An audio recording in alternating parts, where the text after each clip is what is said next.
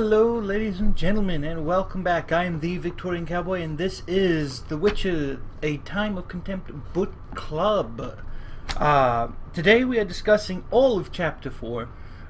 This was a fun chapter for me to read, and so far I've really been enjoying this book more so than The Blood of Elves. I feel like The Blood of Elves set up a lot of the story, and this one has been, getting us into some of the meat of what's going on with the political intrigue.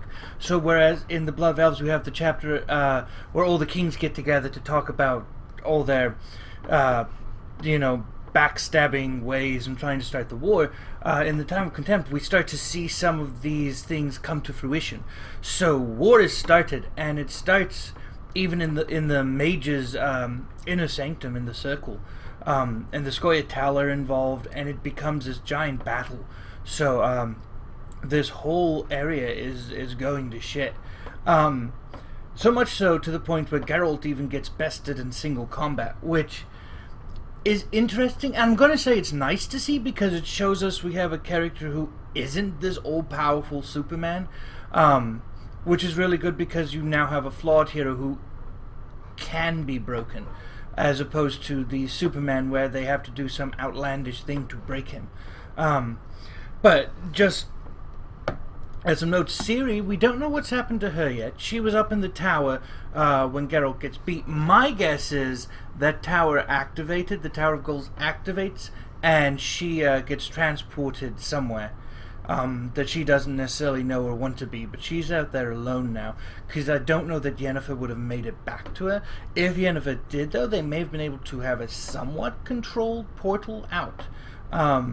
But we see most of this chapter from Geralt's perspective.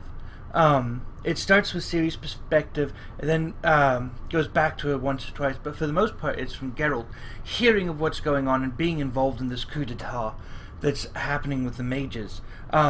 This is also where we get to see Dijkstra get crippled by Geralt. Geralt breaks his leg, breaks his ankle, and cripples him. So the Redanians were a major factor in this, mainly because Philippa had their backing, had their military might at her disposal. So there were a bunch of toughs that Geralt makes short work of, just like he makes short work of pretty much all of cannon fodder in the story.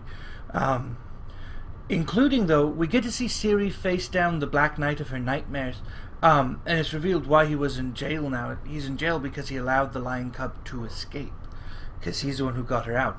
But it goes to show that in her PTSD and nightmares, excuse me, she doesn't have accurate recollection of what's going on. And as not having accurate recollection, she has this fear. Now, my question is, how truthful was he in that moment? I don't, he would have reason to lie to save his life, but he had just been beaten by Ciri, and he was, rather shaken and shattered and is bleeding to death. At least that's where we left him. I'm sure he'll be back, because as a major player who's been hinted at for a long time, that confrontation was mildly anticlimactic, in the sense of it being the final confrontation between the two. So my guess is he's coming back soon, at least in either in this book or the next one, to see how things go. Several of the mages are dead, several are injured. Keira Metz is injured. Philippa comes and saves Geralt and Ciri, because she keeps her word by they end up killing Terra Nova. And at this point we don't know who's alive or dead. We know Triss is alive. Triss saves Geralt. We assume Keira is still alive, even though she was gravely wounded. And we don't know about Yennefer. We didn't see her get wounded, but we know that they separated, so it's curious. But also we get to see Ciri being used as a medium, and the conflicts that come up from that. So seeing Ciri used as that medium that kind of spurs the overall battle up at the top of the island, even with all the backstabbing going on, I feel it's definitely interesting. And then of course we see Lydia being murdered as part of Vilgefortz's strategy, and Geralt's reading of that feels like it would be right. I don't feel like that's too out of place. We also see Fen and Codringer meet their end.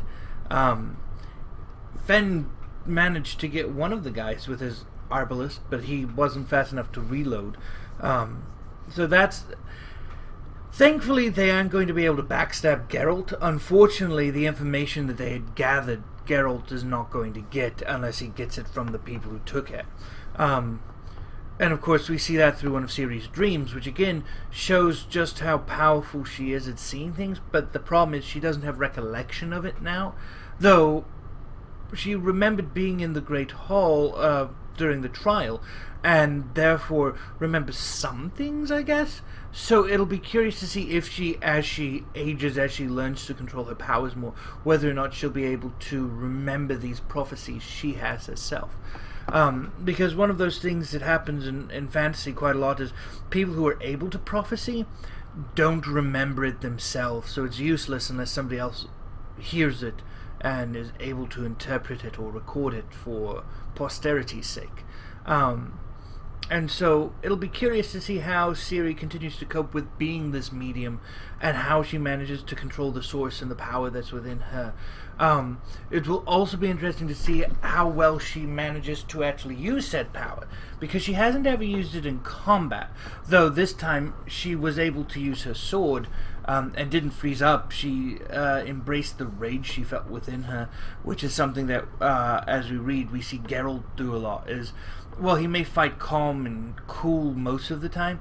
There are moments where, as we read, Geralt is described as having this rage, and that rage taking hold of him. So like when he was fighting Reince, that rage gets the better of him, and that's the same thing for Ciri. And she's defeated this omen. She's defeated this nightmare, this bird of prey that's been stalking her, by defeating this knight, by like seeing who he really is. Not that she knows he's the one who saved her or anything, but seeing that, you know, without the helmet and having bested him, she may, like, I think that's more of a metaphor for her facing her own demons and her own past and trying to get the upper hand on it, and it's a way for her to express her feelings in that manner. So I thought that was interesting. And then just, I really enjoyed reading about Geralt wading through the Sea of Scoia'tael, there around the fountain. That was, like, even though it wasn't super detailed, I feel like there was quite a bit of like good writing there to make it engaging and whatnot. And so we're left with broken Geralt fixing himself up for several weeks in Brokilon. He had a broken arm, a broken femur, broken ribs. Quite frankly, had somebody else taken that beating, they would not still be alive. Just the sheer nature of it. And Triss saved him, and so it's Triss repaying the favor for when she got ill herself. I'm curious to see how the like where the mages go from here, and where Geralt and Ciri and all of them go. Like, I'm curious if we'll see things from Ciri's perspective anymore, seeing as she's gone missing at this point. Or at least I assume she has. I would highly doubt she had been captured, especially where she fled to. So I'm really interested to see where this story keeps taking us. If you have any thoughts, comments, or anything like that, please feel free to place them down below. Give us a like, give us a thumbs up, whatever it is. Let us know if you're enjoying it or not. Oh, fun fact I just learned. For Christmas I got the last 2 novels in the series, and apparently there's going to be a 6th novel, or some other book in the series is coming out in the summer of 2018, so I'm looking forward to that. And now I have kind of a goal to try and get through the rest of the books by the summer. So please continue to join us. We've got 3.5 books left to go before then. And I will try and get back to doing these regularly, but with the holidays and whatnot, things kind of got skewed. which I probably should have anticipated. So I apologize for the delay in the videos, but thank you for continuing. Well, ladies and gentlemen, this is the end of our video. We do hope you've enjoyed it. If you have, give us a like, comment, subscribe. Let us know what you thought, and as always, have a good one.